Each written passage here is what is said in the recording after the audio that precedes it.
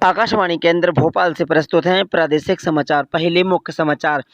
मंत्रिमंडल ने 20,000 करोड़ रुपए की प्रारंभिक पूंजी के साथ विकास वित्त संस्थान की स्थापना के लिए विधेयक को मंजूरी दी।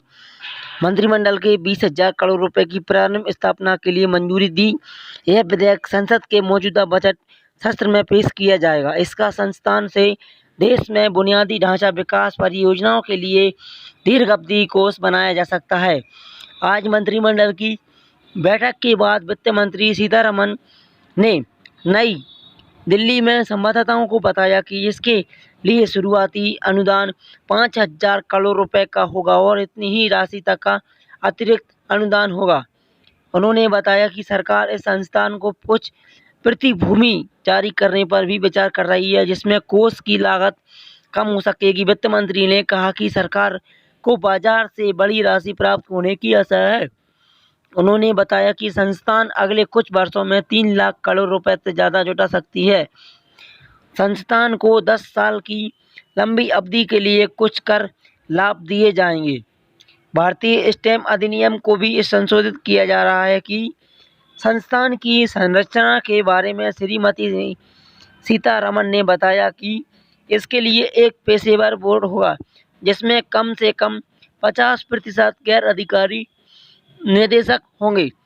बोर्ड में प्रतिष्ठित व्यक्तियों को भी शामिल किया जाएगा। उन्होंने बताया कि सरकार इस संस्थान को पूरी तरह पेशेवर बनाना चाहती है ताकि यह बाजार अपेक्षाकृत पर खरा उतर सके।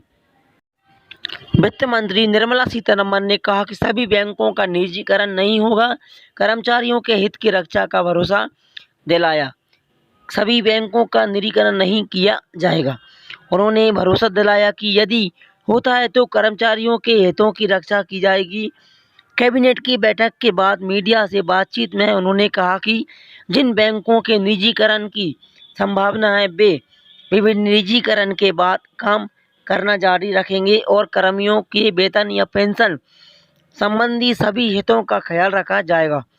श्रीमती सीतारमण ने बैंकों में निजीकरण पर टिप्पणी करने के लिए कांग्रेस नेता राहुल गांधी की आलोचना की। उन्होंने कहा कि श्री राहुल गांधी को समय पर 2 लाइन की टिप्पणी करने की बजाय गंभीर चर्चा करनी चाहिए। सरकार ने आज फिर कहा कि रेलवे का निजीकरण नहीं किया जाएगा। रेल मंत्री पीयूष गोयल ने कहा कि रेलवे देश की संपत्ति है और हमेशा रहेगी। लोकसभा में 2021-22 के लिए रेल मंत्रालय की अनुदान मांगों पर चर्चा में भाग लेते हुए श्री गोयल ने बताया कि केंद्रीय बजट में रेलवे के 2,15,000 करोड़ रुपए आवंटित किए गए हैं। भारतीय रेलवे को देश की वृद्धि का इंजन बताते हुए श्री गोयल ने कहा कि अगर निजी क्षेत्र रेलवे में निवेश करना चाहता है तो देश के हित में उसका स्वागत किया जाना चाहिए। उन्होंने कहा कि निजी क्षेत्र अपने साथ दक्षता लाएगा और वृद्धि को गति देंगे। श्री गोयल ने कहा कि जब देश में 2022 में स्वतंत्रता के 75 वर्ष मनाया जाएगा तब पूर्वी और पश्चिमी विशेष माल ढुलाई गलियारे चालू हो जाएंगे। रेल मंत्री ने कहा कि अगर प्रधानमंत्री समय रहते लॉकडाउन की घोषणा नहीं करते तो कोरोना संक्रमण देश में 6 लाख गांवों में फैल जाता। उन्होंने कहा कि रेल मंत्रालय ने कोरोना काल में 5600 कोचों को आइसोलेशन वार्ड में बदलने का उचित फैसला किया। श्री गोयल ने कहा कि रेलवे देश भर में 44 वंदे मातरम रेलगाड़ियां चलाने की योजना बना रहा है। उन्होंने कहा कि यात्रियों की सुरक्षा पर विशेष ध्यान दिया जा रहा है। श्री गोयल ने कहा कि पिछले 2 साल में रेल दुर्घटना में किसी यात्री की मौत नहीं हुई है।